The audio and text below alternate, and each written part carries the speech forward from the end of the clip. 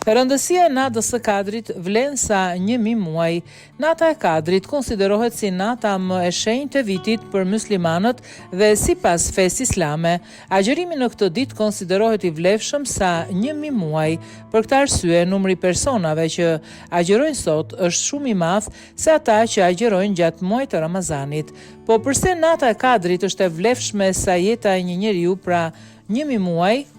Nata e Kadrit shënon zbritjen e Kuranit në tokë dhe fillimin e shkrimit të librit të shenjtë. Sipas klerikëve, agjërimi dhe lutjet ndaj Zotit në këtë ditë përcaktojnë fatin dhe jetën e njeriut gjatë një viti. Mendohet të jetë me mira jo vetëm besimtar musliman, ata që agjërojnë ditën e Kadrit. Me lejen e Zotit të tyre, në natën e Kadrit thuhet se zbresin ëngjëjt dhe shpirti Xhibrili për secilin çështje.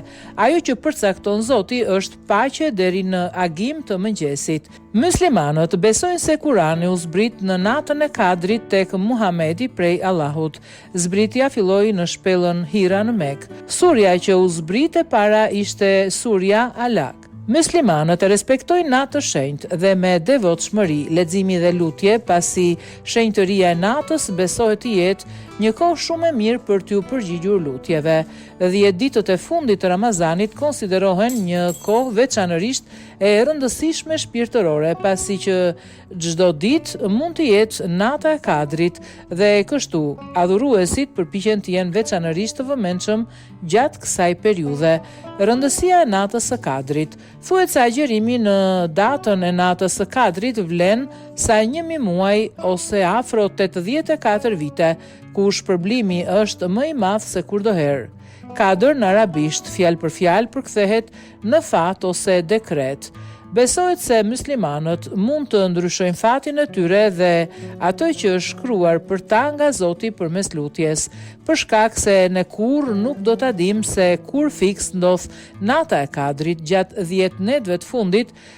Muslimanët inkurajohen të përfitojnë nga çdo natë duke u lutur e agjëruar. Netë që janë të mbushura me mëshirën dhe faljen e Zotit. Ritualet e përditshme të Ramazanit mbeten të tilla si agjërimi, leximi i Kuranit dhe lutjet. Muslimanët gjithashtu kryejnë itikaf gjatë këtyre 10 netëve të fundit, që është akti i kalimit të ditëve dhe netëve në një xhami për të kryer adhurimin e devotshëm. Po ashtu jepet sadaka, akt e bujarie në forma të ndryshme si ushqimi dikujt me një vakt, dhuratat ose kryerja një vepre të mirë.